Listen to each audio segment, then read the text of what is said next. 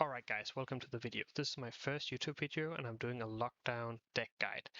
I think lockdown is one of the strongest decks right now, got a lot of good matchups in this meta and I got a really good score with it. Managed to get to 2655. I've been playing 194 Nilfgaard games, but only the last 120, something like that, were played with lockdown. So as you can see, we've been doing quite well with it. And if you take a look at my win rate with the deck, then it's just around 65%. Which is around my average, but also need to consider that I started at a very high MMR when I started playing this, which means I've been playing a lot against a lot of good players, which obviously makes it difficult to maintain a super high win rate. So pretty satisfied with these results. And before we move on, I think we should take a look at the actual list. So this is the list I've been playing. As you can see, we're playing Lockdown, we're playing the color stratagem, and I would just like to go through my my card choices, why I'm including these cards, and what sort of considerations you could do to play other cards. So first of all, we got Masquerade Ball, one of the strongest cards of the game, also got a very hefty provision price, 15 provision. I'm sure all of you probably know this card. It has been dominating the meta a few times. It has been not been played too much since this patch, basically, because a bit before this patch, Nilfgaard was really weak, but now the patch came and Nilfgaard got a lot of buffs, and all of a sudden these sort of ball decks are very playable again.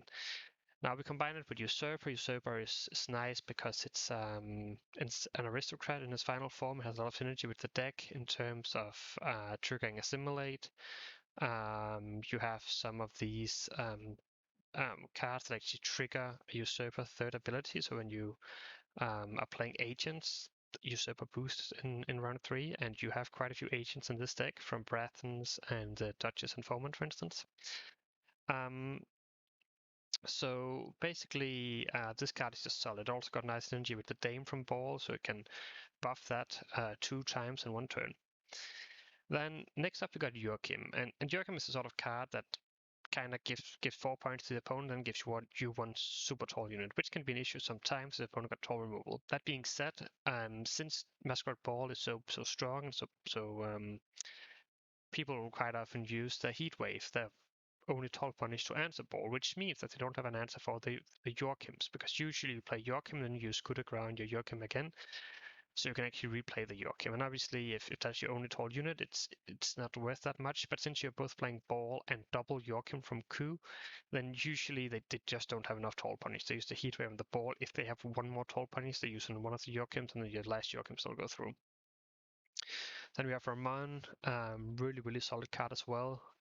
Works really nicely with the Alba Armor Cavalry, which is a card that also got a buff this patch. It's 5/5, 1 armor.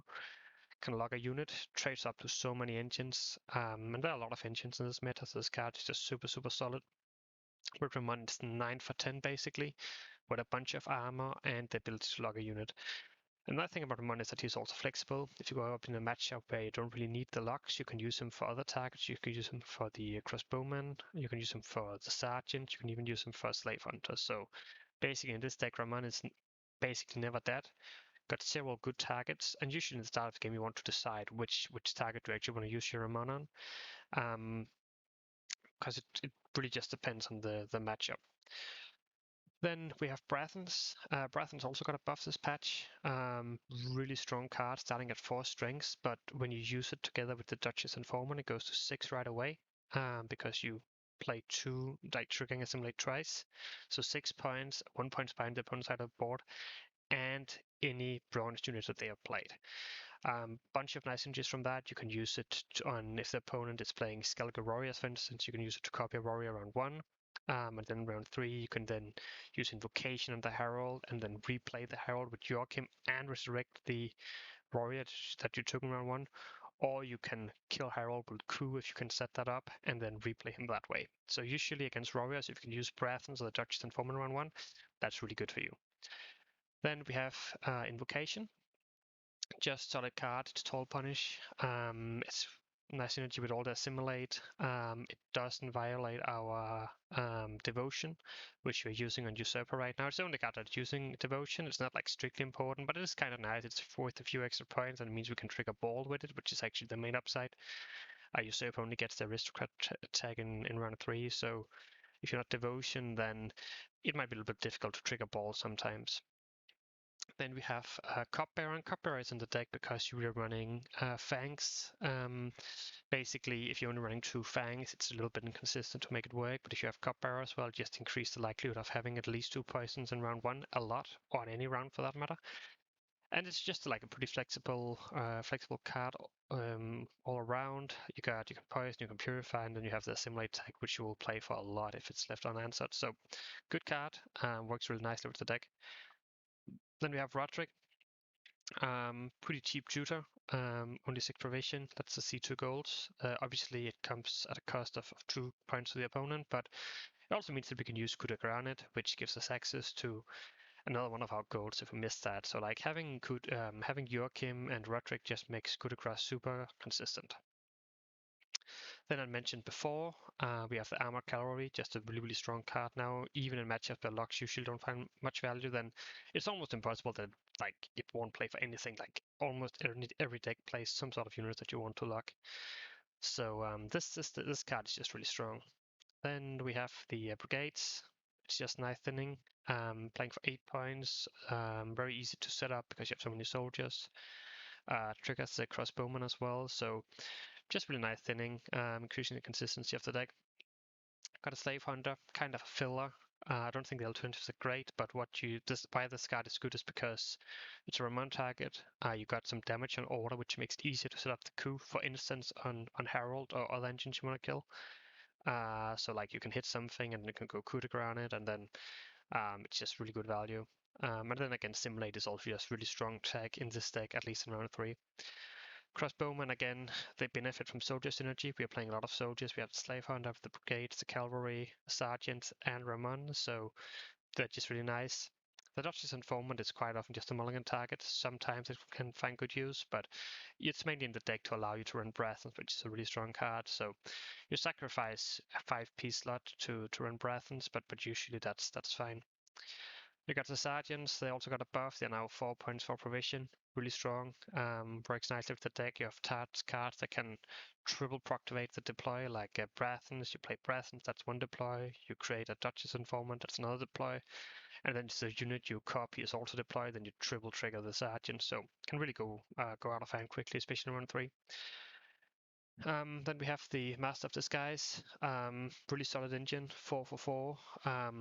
If you go first in a round, you can combine color as soon as you place a unit, and then it will actually start growing already. And having an engine that goes to 5 and then passively gain 1 point per turn at 4 points is really, really good. It's very rarely a brick because you have so many of these locks in your deck. It can happen, of course, but then again, it is a 4P card, and I think the upsides definitely neglect the downsides. Then we got the Fangs, we talked about them, together with the Cupbearer, and then finally we got the Ulm Hunters, which isn't a great card, but it works nice with the overall strategy of locking down the opponent's strategy, and it's a more aristocrats with the ball to just ensure that you can always trigger it. So let's try to go back and talk a little bit more about the deck. So let's see. The strengths of the deck. Well, obviously it's lockdown. You have a lot of great control options. We talked about that. So basically, any deck that relies on some certain engines to stick, this deck will be great against. But the thing that makes the deck really good is that you also got these strong engines. You got the Sergeants, you got all the assimilate tags, you got the Thirsty Dame from the ball. Like it's actually really difficult for the opponents to deal with all of these things. And then just to sum up, like it actually works really, really well in this meta because there's so many decks that rely on their engines. It could be Vi, for instance, it could be Lippy, it could be some movement deck, and you just count all of them. But obviously there are also some downsides to the deck. One of them being that it can kind of struggle against decks that go wide. Like if you have a deck that don't really go tall at all, you don't have any punishes for that, and if they don't have that reliant on engines either, then you just can't really deal with them. And we are running Yen Invocation, which is kind of just a cheaper heat wave, but it comes with the downside of not being able to answer scenarios. So that's kind of can be bad in some situations that you just can't answer scenarios. And if you're up against a deck that have multiple ways of dealing with your tall units, then you can also get in trouble. That will happen. If they can both heatwave your ball and have an answer for your Joachim targets, then you can sometimes struggle because you go kind of tall. So mulligans are kind of crucial here, and they're a little bit different depends on the coin. Generally for blue coin, you want to find as many of your proactive engines. That could be sergeants, that could be master of disguise, and like generally all your bronze engines that you can like just lead with. They're really nice. You can even keep some of the crossbowmen as well if you need that. Basically just want to put as many of these on the board. And then you don't really want too many locks because you need to remember that you have color as your stratagem, so you always start with a lock, which means that quite often the opponent they will just try to don't play the lock targets, kind of just hold on to them. So it's fine just to have that one lock. Maybe you can have one more, but generally you don't want to have too many of them. And then if you have ball or usurper in hand, you can also try to if you have Roderick in hand, you want to try to get rid of ball or usurper, like some of your high-end cards, because you want to have a playable hand, and that's very important. Like the deck has a lot of very powerful goals, but you don't want to have too many of them round one hand because it means you cannot contest round one. And this deck really wants to contest round one. Like if you get into a long round 3, you're usually in a very good position. Because when you get blade, it can be very awkward with the ball. You have a 15 provision card, and instead of them having to heatwave it, they can just pass when you play it. So really try to watch out for that, and instead try to see if you can get rid of some of your high-end cards. Just try to win round one with bronzes, and then hopefully draw them later on. And then for red coin, it's a little bit different. Some of the things still the same, but basically you want to keep at least one lock to activate your lock engines, your Master of Disguise. You want to try to find a poison package because you can also do that on blue coin, but at least on red coin it's even better because you go sick, and it's usually like if you're on blue you rather want to develop your bronze engines, whereas on red you kind of want to deal with their engines. And once again, try to get rid of some of your high-end cards and try to keep a very playable hand. It's always like a tough balance, like how much playability do you want compared to you want to be sure that you actually draw your goals later. So it's kind of tough. Also depends a little bit on the matchup, how deep do you expect the opponents to go, but that's like the general concept. And then we got some matchups here. I just took some of the most common matchups you will encounter on ladder and gave them a rating based on how good they are for lockdown. And basically, Vi is one of the best matchups. I don't think that's a surprise for any of you. Vi was dominating the ladder in the beginning of the season. Kind of fallen a little bit off now, mainly due to lockdown becoming so popular. But you just have a really good matchup because you deny their leader ability, so they don't have a guaranteed way of consuming their Vi, so you have to rely on their Haunt and all of their consume engines, and you have potentially 5 locks in your deck. You can shut down almost all of them, and then after that they cannot circle their Vi, and then they can just lose. They've got precision strike movement. You break their leader. They have some sentinels, which aren't great. Sometimes they can break. And you have locks for all the engines. They play a bunch of engines. They play the sentries. They play the cat witches. They play Gesras. They play the matrons. So but you have locks for a lot of it. You can also poison some of them. Sometimes you can even set up your 2 damage from your assimilate engine, and then hit Gesras and then go coup de grace on it, so you can get it over on your side. Deadeye movement is a little bit more difficult because instead of playing a lot of engines, which they also do, but then they also have the scenario. So basically you can lock the engines, but then they go super wide and have cards like Eisengram and Javen, which plays a lot of points that you don't have good ways of dealing with. So that's why Deadeye actually becomes kind of a bad matchup, because they can kind of avoid your tech cards. So even though your locks find some value, then they just go so wide and point spam that you can't really answer that in a good way. Then we have warriors. Warriors, they don't run heat waves, so it means that your ball is going through, which is nice. You can also do some tricks, as I mentioned earlier, that you can copy their herald.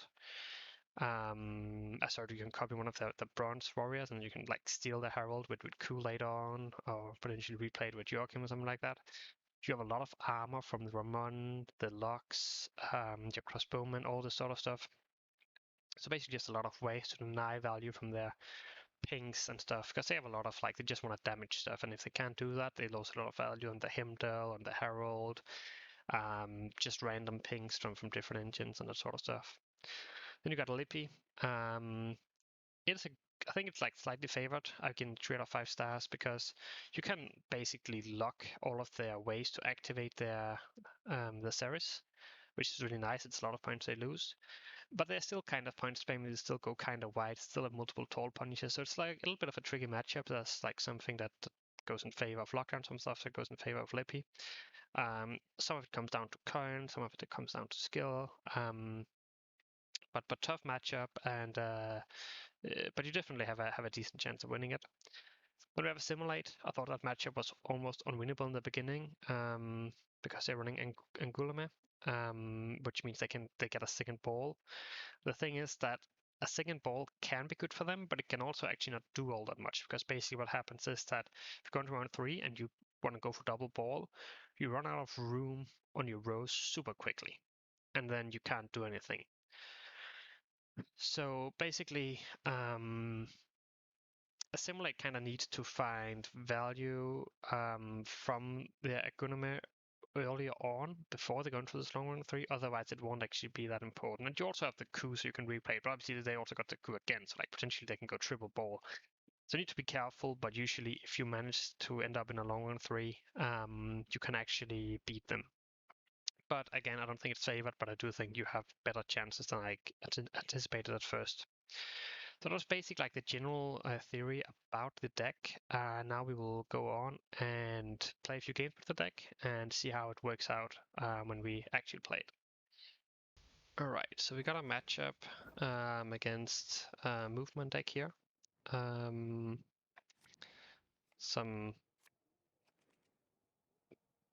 So let's see about a Mulligan. So basically, we're going second.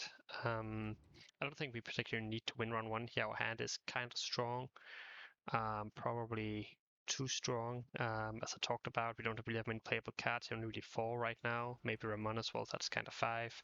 We have Roderick, so we can't get rid of the ball.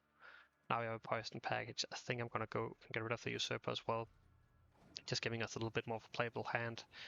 Now we got the Ulm Hunger, can log an engine, can enable our Master of Disguise.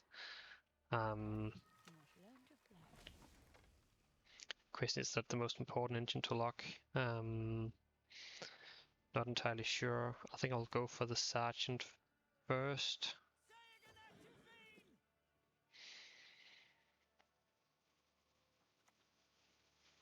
When you got 2 of them, it's definitely worth it to lock one of them. No doubt about that. So let's just do that right away. Go ahead and lock this. And then, because now it goes from being 2 points a turn to like 1 point a turn whenever he actually plays something here. We get 5 out of him into Rebuke. That's pretty okay. Can't complain too much about that. So I'll just drop this one here. And I probably made a small mistake here, right? Because I should have locked the other one. So we had to keep row stacking. Now he just got like a 3 points. Now he goes for the cat, which are here, kind of to be expected. And it's probably also just going to be a target that we want to steal here. My duty? To stick my nose where it doesn't belong. Seems fine.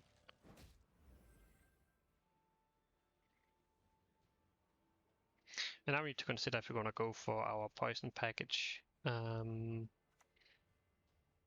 the cat witch, or we just want to wait. Goes for another one. I'm not sure we can keep up with this, so I don't think there's much of a point to continue here. We'll just take the pass. What we really want to find here is our cavalry. Finding a cavalry would be pretty huge, since it goes from having 0 locks in hand to having two locks in hand, one of them playing for really good value with the Ramon. Because basically I think if we can shut down his plays here next, then we should be fine. Find ball is a little bit too early. Find a lock as well though, which is really nice. We could consider keeping the... I'm actually going to kick ball here. Joachim is better, I think. Let's stick to the sand. So we can answer 3 things. We have double poison, and then we have our our locks here. So Figgis comes down first. I think just go for killing that. We'll try to play as much back row as we can due to guest rest if the round ends up going super deep. Just give it a poison here.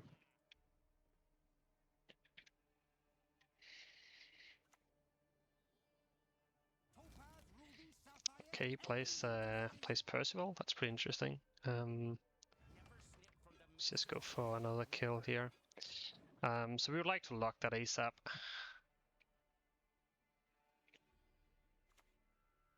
Goes Pavko, which is a higher priority lock target. So, because we can always yin this if we need to, so we just go for a lock here. Can try to play as much back row as possible. Obviously, some of these cards have to go front, but they got armor as well, so it doesn't matter that much. We get a lock on Pavko. Now we need to decide how we're going to use our last lock in this round. Do we just want to use it on the Percival? That might just be the best we can do. Let's try to see.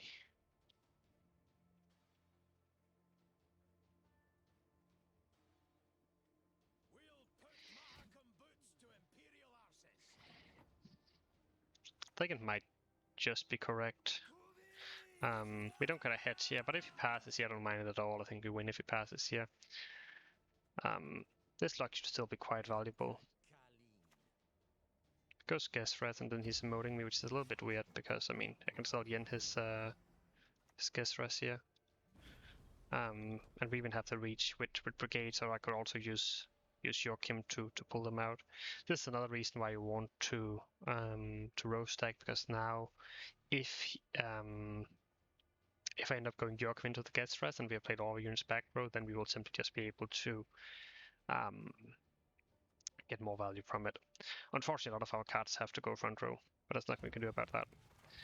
I don't want to play just yet, just in case he's running something like a heat wave, so I'll just do this for now. Try to get some more units back row before I play it. So I play some more points and deploy.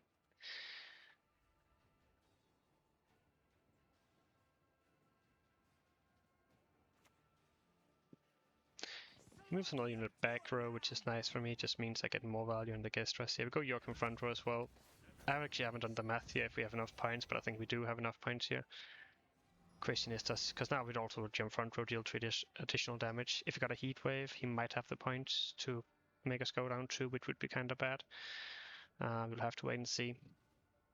Kind of depends what we pull with this. It looks like he's going to go Gaetan. No? I think he's going to go Erden, okay. But we can replay the Erden, which would play for 1, 3, so that's 4, 5, 6, 7, 8, 9, 11. I don't think it would be quite. It would be. I think we do it regardless because the Joachim is going to be. It might actually just be enough here. Not entirely sure. Go for it. Back row here. Yeah, it's enough because then we jump back row here and then we buff the entire row again. So we end up just having enough points to get out here. We did play quite hard into Brehen, to be honest, but thankfully it was just Erden coming down. So now it's very nice to draw Usurper Ball, of course. Let's see if we can get a little bit lucky. We draw Ball, which is very nice. This hand is good. I think this hand is just fine, honestly. Because we do have access to both our remaining goals when we use Roderick and Ku. So now we can basically just play our Roderick. Unfortunately, we can't lock this. That would have been nice to do, but we will do just fine without it. Don't think it really matters what we do here because we just ahead by so much. Obviously, this is not ideal. Yeah. It might have been better to play the lock first to actually get a kill from the poison, but it didn't really matter here in the end. Took a win here, that's really nice. But let's try another game with the deck. But obviously, like, this is a very nice example of how this deck performs against engine-based decks. You can just shut down everything, and then in the end they don't really have anything left. And then you can kind of just win round 3 with your ball.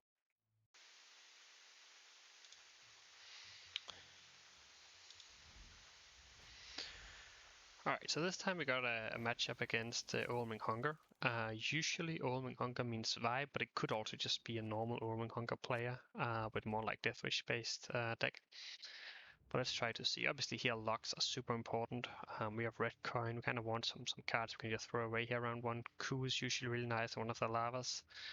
It's kind of tricky, because we also don't want to be forced to play our locks if we don't have to right away. So let's just try to maybe kick this, kick you. We ended up breaking our brigades, which is kind of sad. He plays the lava.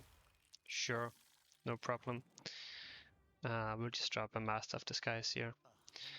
I think basically here we just wanna get out of the round, play minimal commitment, and make sure that if he plays any sort of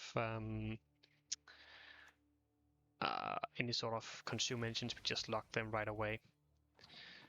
But we can just drop a crossbowman here as well. Establish a little bit of engine value. These cards are basically golden if this is a Vi matchup.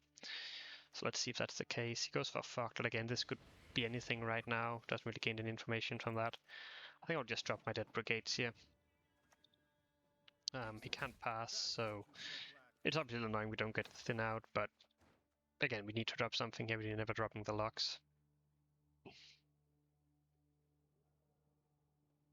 Yeah, he can obviously make the read here that we have the other one in hand, which is not ideal, but we'll just try to get rid of it. He seems to be very confused about the fact that we played a brigade with a soldier on board. Didn't work. So now he starts playing his consumes, which is fine. We just lock that. No problem whatsoever.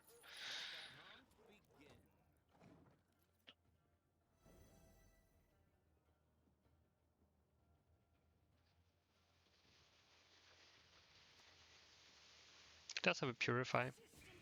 Little tech for this matchup, I suppose. So now it's kind of interesting, right? Because you could be tempted just to drop another brigade. Two issues. If he passes, we have to actually play our Ramon and some of our locks, which is not good.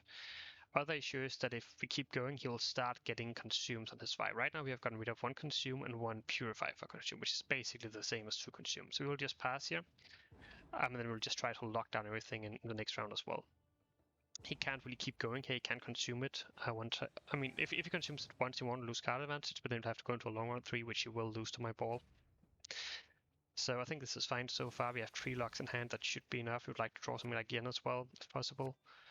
Or poison package, which of course also be pretty nice.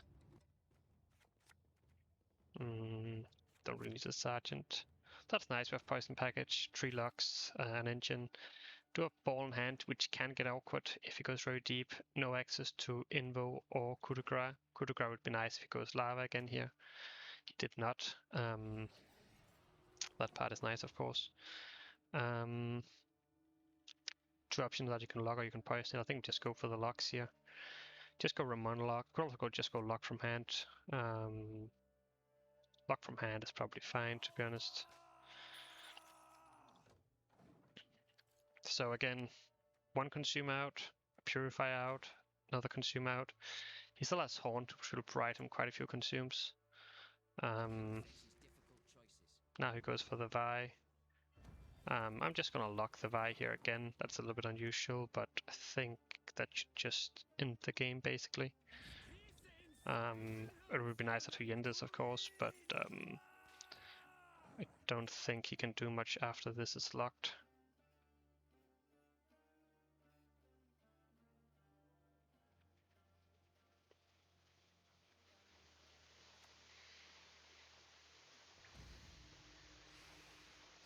Pulls our Brathens, sure. Just lock this one as well.